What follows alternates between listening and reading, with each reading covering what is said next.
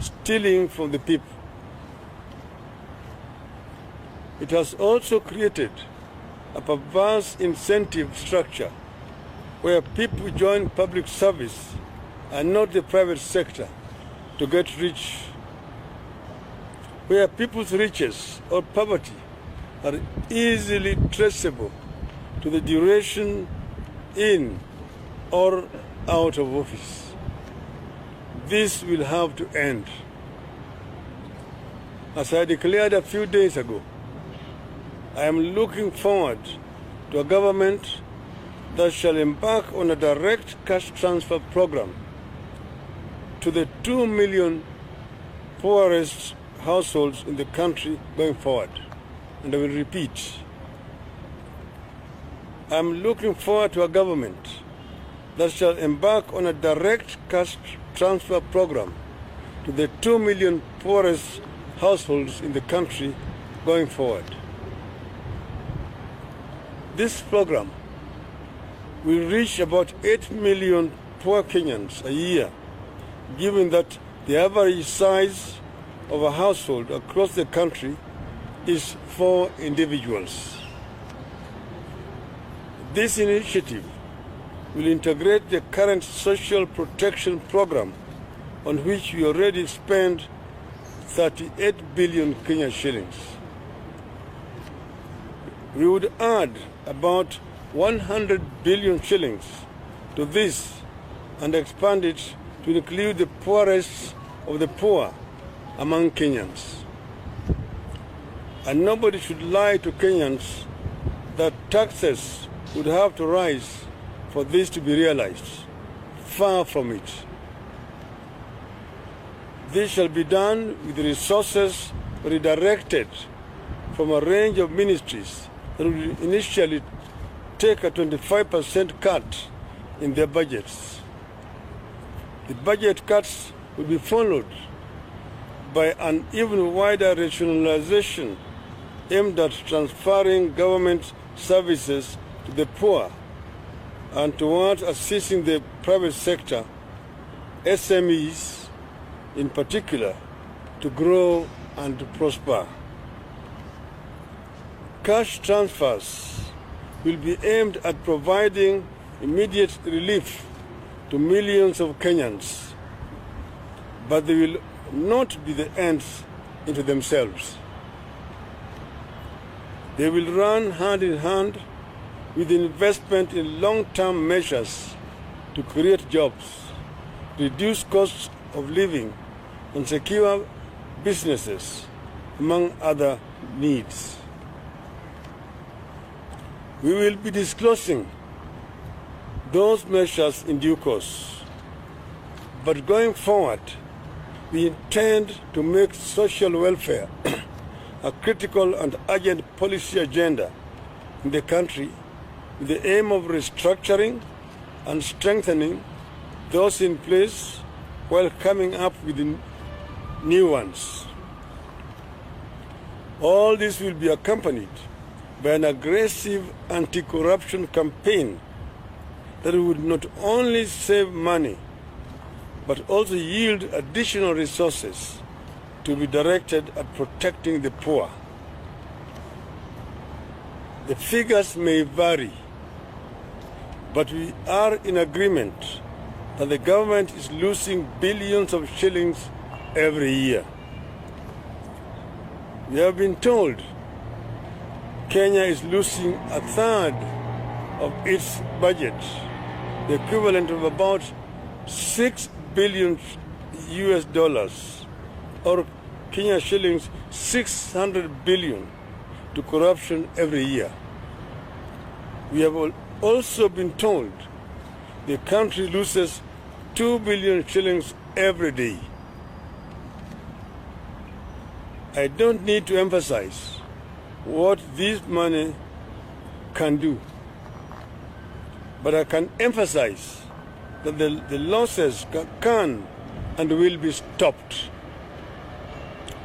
The end game with all these processes shall be to create a government that cares, accounts, and caters in the word and deed for every single citizen, rich or poor, young or old, man or woman. We believe strongly that no single human being in our midst can or should be wasted or neglected if we are to create a great and prosperous nation. We believe Kenyans deserve a power structure and mindset that puts people first and politics last. We will make it happen by taking these first small steps. End of the statement. I think that was the statement. And maybe before you ask any questions, I have with me here some of our experts here. One of them, Professor Wanyandi, who will make some remarks. And then we'll be followed by Mr. Ken Oget. Thank you very much. What I want to add is this, that the statement that has been read contains a proper diagnosis of the challenges facing this country, which challenges must be addressed if we want to solve the problems of the majority of Kenyans. The diagnosis touches on at least three things. One is on governance, the management of our public affairs in this country. That has been a challenge for a very long time. But that challenge is attributed to a number of things, one of which is also contained in the statement, and that is the quality of our leadership. Unfortunately, in this country, and indeed in this part of the world, we have a tendency to give very little attention to the quality of leadership, particularly political leadership. Yet, that is so key in terms of influencing the nature of governance. And the statement we have had today does indeed address the issue of quality of leadership. We want a leadership in this country that focuses on the people. We want a leadership in this country that is committed to the interests of our people. We want a leadership that governs with a conscience, a leadership that respects values as espoused in Article 10 of the Constitution of Kenya. That has been lacking. Instead, we have had in this country, ladies and gentlemen, what we might call today opportunistic leaders. Leaders who are able to manipulate the population, particularly the poor, and then turn around and say they want to help the poor. The very poor people that they are happy to manipulate. So we are saying that going forward, and this comes from that statement, going forward we want leaders who will govern with a conscience, who will respect the poor, who will respect each and every Kenyan, because every Kenyan matters. That is so important in this country. And I wanted to say also, again arising from the statement, that the program, the policies that are being espoused in that statement are actually achievable.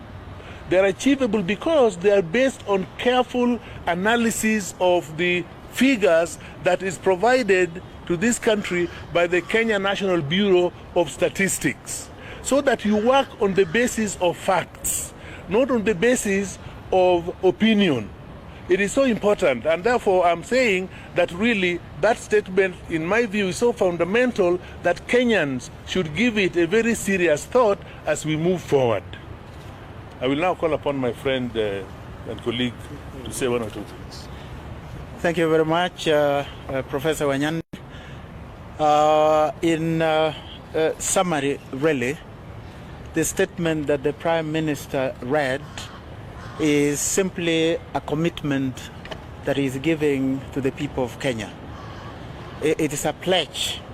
It's a vow that he is making before the country that he will work towards dignifying and transforming the lives of the ordinary Kenyans.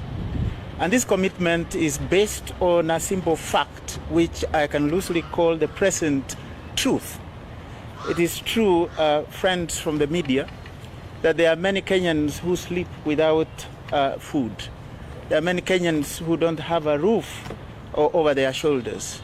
There are many Kenyans who don't have access to functional health care. There are many Kenyans who simply don't have access to a quality education. To achieve this, then, he is making a very clear statement in very clear commitment in the statement that he read, that he wants to come up with people-based, people-focused, and people-oriented policies that will dignify and transform the lives of ordinary Kenyans. How to do this in a very general way is that we have to change the way our politics has worked. Previously, we have had a situation and a structure that overemphasizes politics. We have got a situation and a structure that really takes the people to government. The Prime Minister has indicated that he wants to change that and focus first and foremost on the people, on the ordinary Kenyans. He wants to put a structure in place that will create an economic environment that will enable him to directly serve the people of Kenya. And then that economic structure will be supported by a functional governance structure. So in summary, it is people first, people second, and people third. Thank you very much.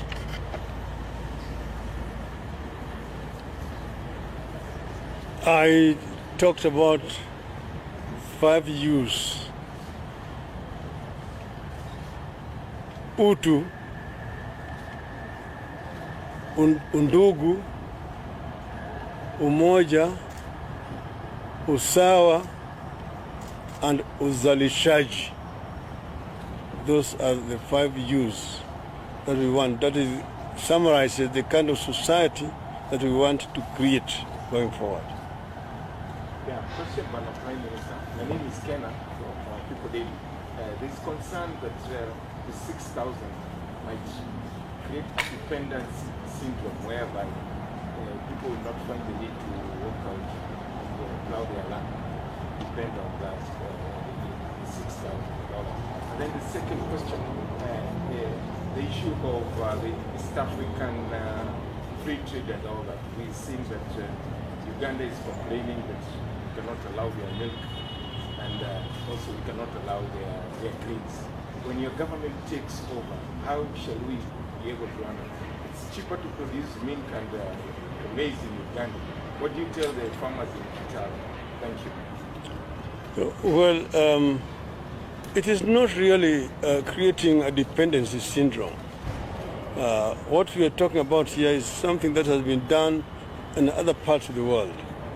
It's called a social welfare society, where you care for the very poor who cannot afford to be able to put food on the table. If you go to the UK, it is called the dole. And those very poor people who don't have shelter and who don't have food are catered for on a weekly basis. They go and collect this kind of money so that nobody is allowed to descend to inhuman conditions in terms of living. But it is not something that is permanent. As the society expands, as opportunities become more available, as people get into employment, of course it is basically written off. It's not something that people depend on permanently. But it is doable, And we are going to have the biggest social protection program on the continent of Africa. This is what I'm talking about. Because you see, there are certain issues that we must address seriously. The cost of production in our country, which is putting most of our businesses, out of business. Because you find things like eggs and milk and maize and so on are more expensive here than they are in Uganda. Why? It's because of several factors. For example, in terms of products, the inputs, the cost of plowing, the cost of seeds, the cost of fertilizers, the cost of chemicals are probably too high here in this country. And those are the issues that we really need to address, so that Kenya can become competitive. And also the cost of energy. And you know that the cost of energy, very high cost of energy, is driving away several investors from this country. I know of a number of plants, manufacturing plants, which have relocated from Kenya to Egypt, for example. Some of them even gone to South Africa. Because in those markets, for example, the cost of power is 4 cents per unit. Well, here you're talking about 12, 13, 14, 15 cents per unit. That is also carrying away potential investors who would otherwise come to invest in this country. So those are the factors which we are going to address very seriously, so that Kenya can become competitive in the markets. My name is Kennedy Brain from NTV. You've mentioned about 2 million families that are going to benefit from this. How are these families going to be chosen? Number two, you are one of the strongest defenders of devolution this time. Even in the Building Bridges initiative, you are speaking about how to strengthen devolution. How does this play into strengthening devolution when we are cutting money from ministries instead of taking to counties? We are going to benefit this. And is this program going to run in tandem with county governments or a collaboration between the two? Well, first, the figures are not taken out of the blues. These are as a result of proper analysis of our situation. The demographic figures, experts have looked into this, and we know that about 2 million families are the most vulnerable, and that's why we are targeting them. In some part of the country, take for example in Turkana or in Mandera and those other places, you find the government is going for relief foods during the drought periods. Instead of taking relief foods, if you give those people money, they'll be able to buy food themselves. So you do away with the relief food, and that amount of money will not go into this program. We have done very careful analysis on this matter, and we think that this will be the solution that is actually realizable.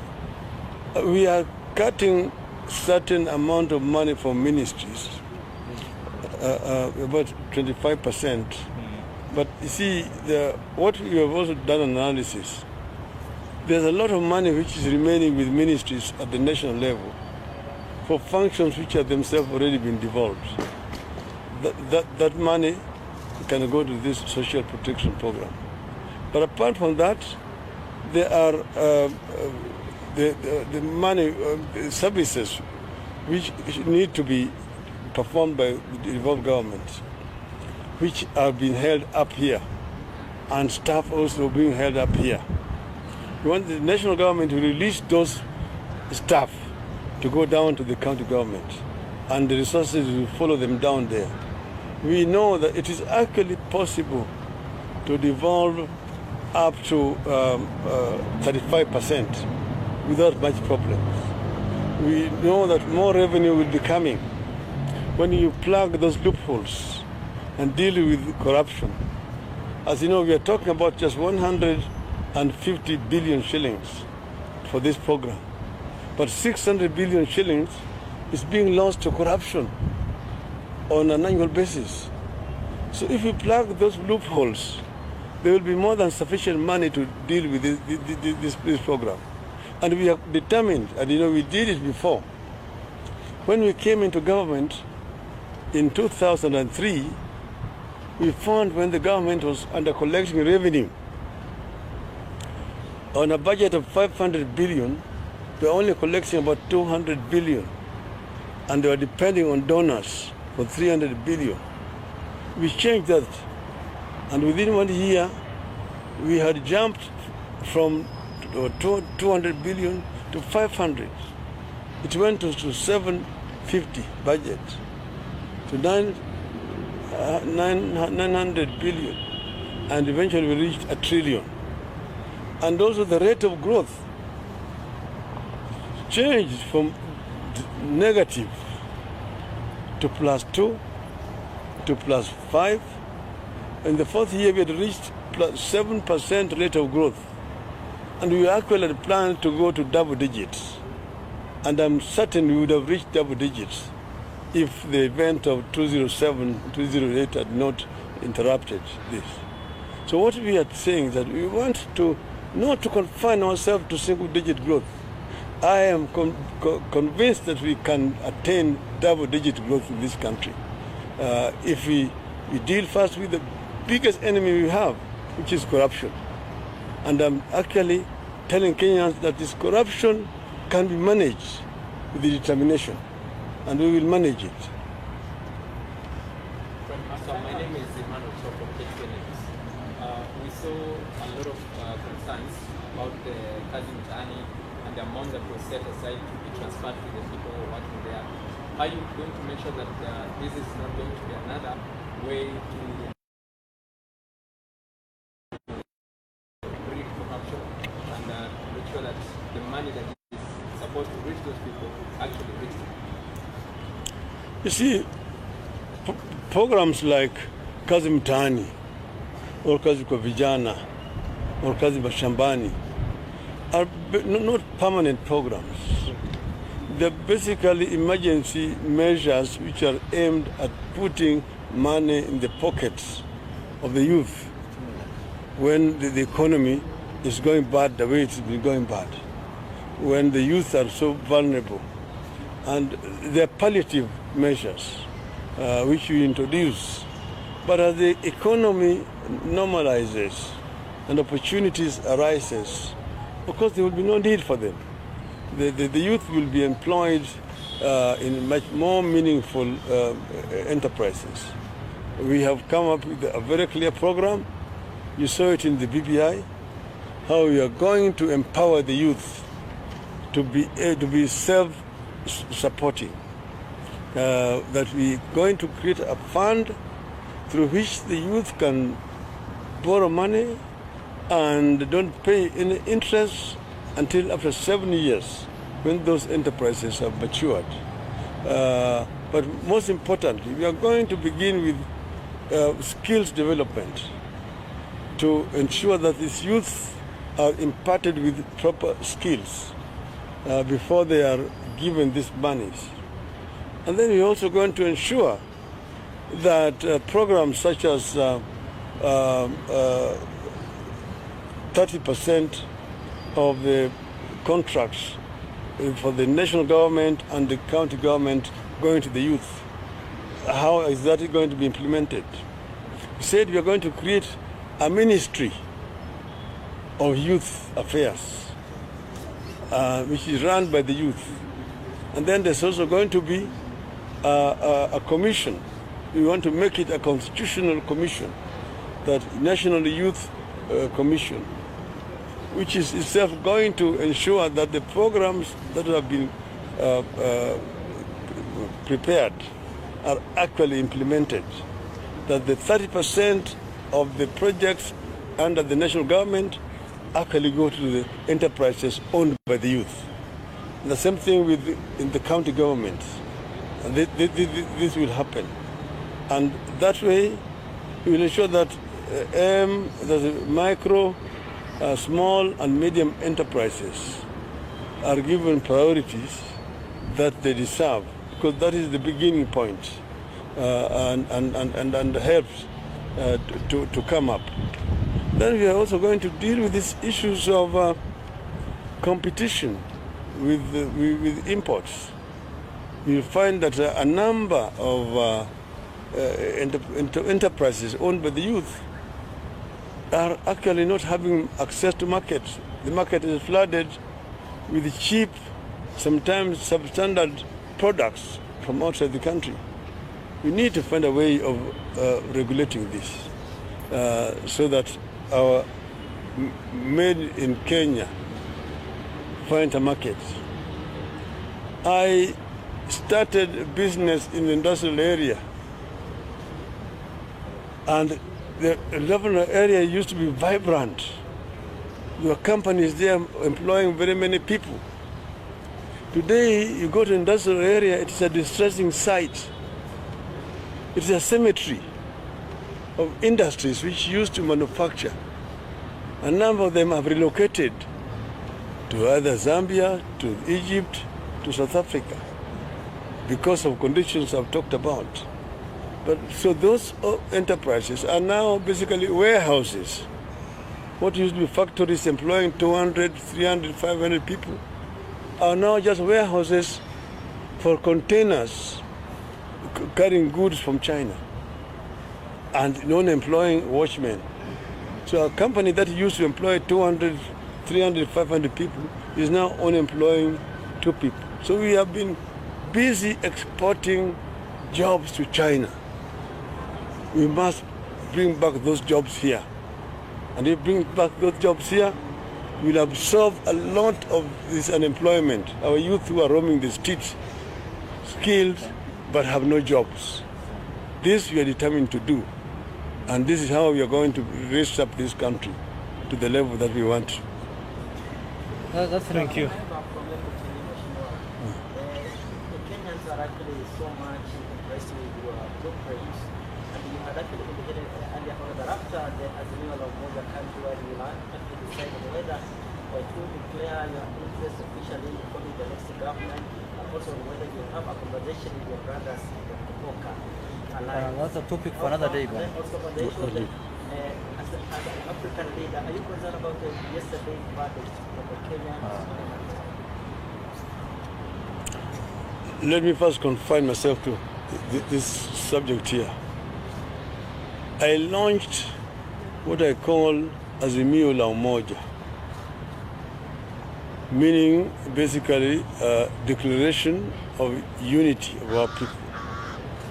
Because I believe very strongly that without unity, this country cannot be able to realize what I call the Kenyan dream. That the Kenyan dream, as coined by the founding fathers of our nation, which you find in our national anthem. God bless this land of ours. Justice be our shield and defender. May we dwell in unity, peace and liberty. Plenty be found within our borders. That has eluded us for the last 57 years of our independence. In other words, first, justice has not been our shield and defender because we have not had a proper democratic rule in our society. We have not dwelled in unity because we have divided society in terms of ethnicity. There are a lot of fears and hatred among our people. Then there's no peace in our country. Peace is not just absence of war. For example, a hungry person is not a peaceful person. A hungry person is an angry person. Peace and liberty. We will not have liberty. But importantly, plenty has not been found within our borders. We are still a struggling poor third world economy. Under the first Kibaki government and the Grand Coalition government, we came up with a Vision 2030, which was aimed at transforming this country from a poor third world economy to a middle income economy by the year 2030. But we have not kept track, and it is most unlikely that we will not be able to achieve that goal by the year 2030. We want to bring the country back to that track and fast-track growth and development. We believe that it is realizable, this is the right way. We have clear policies, everything else has been already set up. We need to implement, and I believe that we can get there. Thank you. Maybe Thank you very much. You want to say anything? Thank you very much. Thank you.